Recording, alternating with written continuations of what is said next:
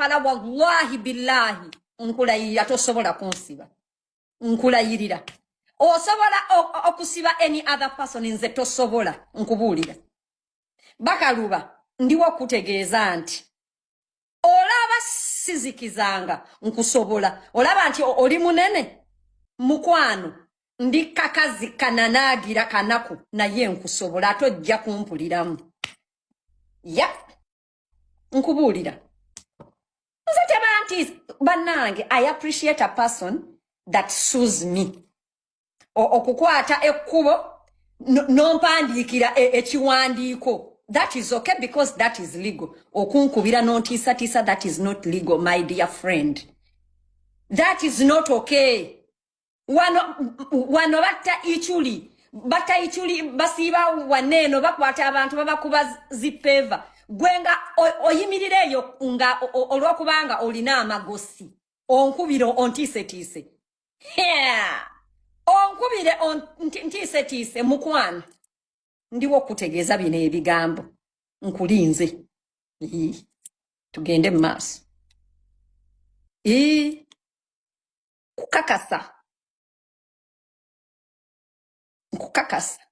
nkukakasa era bannange mu abantu abagamba Bakaluba okunsonyiwa don't ask olutalo lwa Bakaluba ne singa asede lukyalanda era mukakasize n'amugamba nti talina kyasobola mukola takomyewo n'amugamba nti ne Museveni yekka mbu yavaayo n'akyogera mu lwatu mbulunye n'agamba mbu Museveni yagamba ati Museveni yajja ye mwenyini n'atugamba teri muntu akkirizibwa kutiisatiisa Abana-Uganda babafuga bubi some of you have trauma mwakulate nga otyo okwogera nti bw'ona oyogera mubajja kukuma emmere nti era nti bw'ona oyogera mubajja kukuba emigo that is not me era okujjako ng'oli newcomer nze tebantiisa mukwano tebantiisa ekirala nze I appreciate a person that is suing me than a person calling me and you intimidate me. Ekyo sikyagala. Olaba nze I don't mind.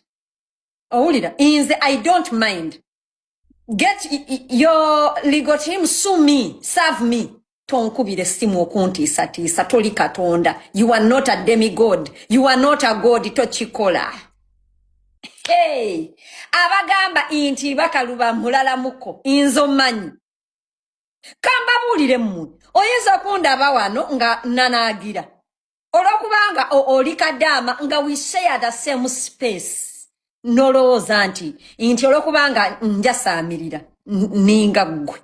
mukwano gwenze omanyi Bakaluba mulala muko olwonze nkutidde ebyo bagamba mbwera Bakaluba bwagenda kutika excuse me nga bwe yatikani yembuza antikangani mbunase muntu Moses ekikulu muli bakadama oli kadama Bakaluba tasobola kundipotingisa nkusiba sente na wano tasobola kunsiba naye nga wano alinoteekamu ennyo kunsuwinga waneno ebyo babatiisizeeyo Kampala ebyo babatiisizeeyo Kampala babafuga bubi Bakaluba ne Kampala wallahi billahi nkulayirira tosobola kunsiba nkulayirira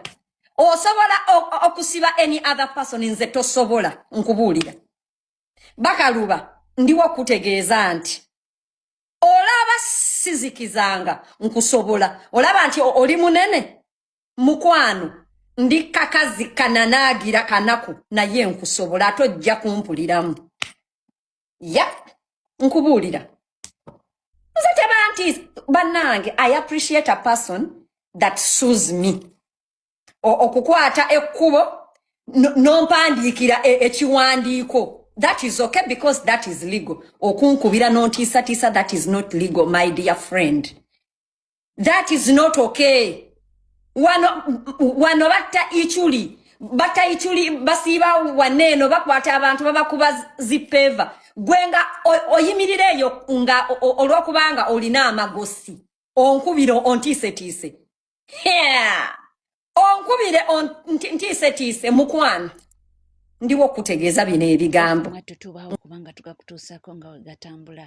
era ffe bwetuli olw'olutalo munnange tuze tulubawa era tuze tulubaweereza tuze tutambula nalwo mpola mpola paka olunaku olwaleero awo bwetuli olunaku olwaleero omukyala Rema Namakula mukyala Dr. Hamza Omubwati ajja kuza amazaalibwa ge era nga byonna tujja kubanga tubikuwa Rema omumanyi batera nnyo okumutwalako ku ziholide ku nnaku nga zino enkulu tujja kubanga tukutuusaako surprise birthday party byonna waneno nga we binaaba bitambudde ojja kubanga obifuna so Mama Amal nnaku olwaleero mugole nga ajaguza amazaalibwa ge tumbuuza awezezza emyaka emeka naye nga byonna ojja kubanga obifuna era nkusuubizizza nti tujja kubanga tubikutuusaako olunaku olwaleero byentalo ziri ku mitala guno tuba tukyali awo tukyeyongerayo tulungidde mu lutalo ate olwa Eddie Kenzo n'abayimbi Ziza Bafana waneeno omwana mulenzi amanyikiddwa nga Fikigaza weyaviiriddeyo okuba nga defendinga Eddie Kenzo kakati mu kudefendinga Eddie Kenzo mwe yalumbidde King Saha ate nga King Saha ono yabeererawo koko Fikigaza ekitali kibi ekibagamba nti munnange woba obeereddewo omuntu nakyo si kyokumulangira kubanga oba okikoze mu mutima mulungi kubanga era bagamba nti Mukama bw'aba akublessing be a blessings to others so ye Mukama ya blessinga King Saha abeereddewo nnyo abantu ate bambi musajja wattu ye tatera nnyo kuvaayo okusanga nga nti anaayogera singa sinze nakola nti nedda naye abalaba beeboogera kakati be bavuddeyo nga bafaani okulumba Fikigaza okumujjukiza nti gwe King Saha gw'olumba yali akubeereddewo gwe Fikigaza gwe tokkirizibwa yadde okwogera ku Saha yadde ekigambo n'eki gwe gwajja ne mukomera gwe bakutwala Luzira abayimbi bonna bakusuulawo era amaliriza King Saha gw'okubidde essimu akuweereza essente okitegeera era sente n'azikwata n'azikuweereza n'ateeka ku ssimu yo nga mwenye babbula akashuga totwogeza bya mamaani mubeere ng'abantu abasiimako siimako mwana kati nawe nakulabye nga nawe gwe Gaza gwe naawe wanike ng'owanikira Saha gwe kuki gwe gwajja ne wakyali ne kuleve ekubirwa munno n'akujja mu kkomera ate kati Saha emuggoze naawe omwogerako mwana Gaza mmwe mugera twogeza ebyama mwana mubeere basajja bakulu mwana sente zikuwagala sente zebakuwalira kati ovume Saha nga buli tebazikuwa ng'oli mu kkomera engeri gye bakwagala ennyo bandikujje mu kkomera naye wali Luzira era wali ajja Saha gwakubira essimu ga kingi bandi era nakwala sente n'azikuwa nga munye babbula akashuga totwogeza byama mwana Gaza entalo ezimu ozirekanga wadde oyagala nnyo sente wadde oli desperate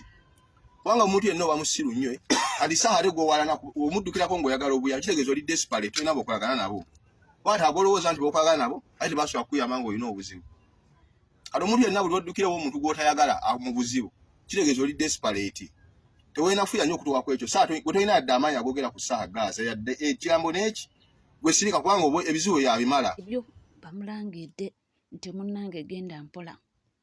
eyo gy'olaga yali akubeereddewo mbu so tomulinnya nnyo tomutambaala awo tuvuddewo nga tweyongerayo mu mawulire ag'enjawulo ffe we tuli nnyo munnange okubanga tukutuusaako amawulire atugendeko esaidi yeeri ku mugenzi Helen Nakimuli eyatuvudde ku maaso mukulu Fred Kajubirumbuye alina obubaka bw'aleese ng'atulaga nti oba oliawo maybe bino nabyo bye bimu ku ebyo ebyaviirirako omugenzi okubanga oba oliawo bamumiza omusu agamba nti kusinziira ku mawulire g'ayina bibino kaalutuwe muwuliddeko nti omugenzi Helen Nakimuli Honorable yafa nga ayagala kutereeza nnyanja giddiza bannayuganda ekitaasoboka era y'omu ku baagezaako ennyo okulwanirira ebibira byokubizinga ne bamulemesa naye yabyogera ate ng'omusezi agule siyani nga sinatandika information eno njagala nsooke nzanya akatambi kano ka mugenzi Honorable Nakimuli ebigo byayogera yali mu lukiiko olumu ekalangala n'abalangira bonna era nabaga n'abasala emitiwe muli muno then mmalenga tteko information gyengendo bwano ekwatagana ku bizinga tusimbula information eddako njala mumpita abaana ba ghetto structure abaana bonna mu ghetto mumpite Minister of Health ngenda kubambula bino bigo bya Honorable namu Helen Nakimuli nga tannagenda ala tannamujjulula bibyo kasono abantu batemye emiti abantu bamazeewo ebibira kimpadde essanyu nti bwetubadde tujja tulabye wali ekibira ky'eddamba nga kigenze kikola kiddawo naye kyeyamaani bino bantu babikoze mu maaso go ng'olaba mu bisanja bye bino simanyi kino kyakusatu kyeyamaani abantu kusikubunenya naye njagala okutunuzaamu gundi nti abantu batemye ebibira mu kisanja kyo obadde okola ki nze nkulidde wali erukuba nga mwami wa Lusimbi oba faza wa Lusimbi n'omala otema omuti bwe guti gumu yaliko chairperson w'eggombolola eno waliwo omwe yagamba era ali mu kizimbe kino wa Lusimbi ali falumba eki atulemesa okutema emiti Walusimbi ye taata we twatuusa ekiseera enjega bwejje kuba bukubi empawe zituta amayumba g'abantu olwokubanga tusaza emiti ate bwe tugisala tetusimba n'abamu kubasala embawo muli bakulembeze muli wano kati bwe twogerako nti Nakimuli yatujjira nkole ki yeekiteesaaze mashini zivuga buli lunaku oli ne bamusanga n'agamba fe batuwadde olukusa aba NF batuwadde olukusa nammwe enzija bwenzija ebukasa bw'oba omanyi nti osala emiti nga toyina lukusa essaawa yonna kigozi tukooye okufuna enjega zino ze twali tetufuna emabegako tubadde tetubiraba naye kati Nakibanga enju zaakoze eki eyo Kalangala etwafunye twatandise n'okufuna kye bayita floods amataba mu Kalangala mwali mukiralieko olwokubanga twesuliddeyo gwa Naggamba kyeyamaani n'olukiiko lwo Ssebo Diso manya badde nkuwadde ebitiibwa Ssebo Giso ofiisi yo y'emu kuzikulembera abantu abasala emiti kuno mu Kalangala kale ofiisi ya Diso ofiisi ya RDC bamuwayo kintu ki zirabagamba ebintu byogera nga bwe biri kuba mmanyi amazima mutuule n'abantu bamwe mubagambeko tulekerawo tusala emiti kale bweba obusaze nga buli mu kitundu kyo tusimbe emiti era ngenda kubaleetera emiti tugisimbe tukuume obutonde bw'ensi wadde tugenda kulima ebinazi tuleme kwemalako ttaka lya kulima mmere abantu batunze abantu baagala kulima binazi tsoke naye ate osigazaawo woogenda okulima emmere oba mwawakana atwale mu kooti n'agamba nti tebasobola kubaweereza saavisi kubanga si baaki nti mwami Museveni eno bw'alaba yalaba mmese naye kambagamba akagamba kano nammwe mukamuddize nti tewali kinyuma nga kubeera na disitulikiti erina opposition bantu mmwe lwaki kubanga tuli bagezi tuli bagwamuzi lwaki kubanga nolwalwa disa akimanyi nti awabeera oba opposition mwami Museveni ne timu ye basiitaana okulaba nga beddizaaki kyebayita service delivery olaba bijja kujja bingi naye muzzeeyo bali mugenda kukiraba temwakiraba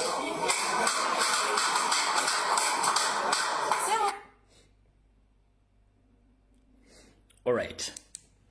obufunze ebiga bya Honorable kansoke mbaze katono nnyo nga sinagenda ku information eri osobola okundeeterayo ku district eziri well developed nga n'abantu baayo bali mu middle income nga wa NRM yafugayo menyerayo district emu. Museveni agamba bwe mulonda opposition temugenda kufuna service delivery era temugenda kufuna nguudo masomero njagala te district nga ya NRM yegifuga ba MOP yonanga nga bali mu middle income nga buli kimu gyekiringa n'amalo gyegali changu nnyo Museveni kuno kwoli sali musale kwoli muhozi kwoli aba NRM kwemuli njagala model district yemu nga NRM yegifuga yonna fule nga abantu bali mu middle income nga buli kimu bakifuna nga tebeewuute balina kibajjula mu mpuliro district yemu ate muga nti opposition temuteka service delivery ngera mudetero district yemu nga NRM yefugayo wabula nga bali mu middle income era nga buli kimu bakifuna. Information eyo mugifunye okufa kwa Helen kwamenya abantu emitima. Omuntu eyagenze nga mulamu neyevuga neyeetwala ku ddwaliro ate amawulire ne gavaayo nti ate munnange tebitambudde bulungi. Kyalese ebibuuzo bingi mu mitima gy'abantu naye nga ansantini ebigambo bingi nnyo ebiwungeesebwa olunaku olwaleero naye abasawo be bamanya ekituufu oba oli atomanya nga ne bafamire bayinza okuba babagambye ekituufu ddala ekyabaddewo naye Helen yamenya abantu emitima. Omubaka ali happy down to earth abadde kale nga buli omu ng'amutwala ng'omuntu. Omanyi mu nsi muno mulimu abantu nga oluusi mukama wamusitula ate abeera wa kitalo nnyo naye ye ndowooza abadde nga nalabyeko nga bakomenti nga abadde talina kilasi abadde atakola ki naye ndowooza just abadde shosho omukyalo ono naye bw'atyo mukama ndowooza we yayagadde. Eyo tuvuddeyo nga tweyongerayo mu mawulire ag'enjawulo ye Full-Figure nga womumanyi ndowooza ye mu nsi muno ayinza okuba nga ye ne bw'aba yatandise okweyogerako alabira ddala nga ye mukyala asingayo obulungi mu nsi yonna. Yayambalidde Black Sugar n'alyoka asabula oyo n'eyali boyfriend we n'alyoka abakuba kakota nga kwotadde ne Zubeda. Bu Black is the berry tekirina we kiwooma kitunula ng'ebuziba w'entaana kibi kizibu kyaguba kyogera bubi musajja kyaba mwana wa famire ki wale n'ogusajja gubi nagwo gulinga oguwuka muntu kyasobola okuwasa oguntu ogwo oba ogwebakako baba taliko kikyamu ku mutwe era gwe gulepinga abasajja guyina agasambi agangi ani asobola okwebaka ku guntu ogwo kumfaana yago guyina wenakola tintire gukola tinti gulinga ebiguyina ebiza mu mutwe buli omu abuukira nze mbwa nfaanane bwe mba ndimirwa kimwagala okumfaanana.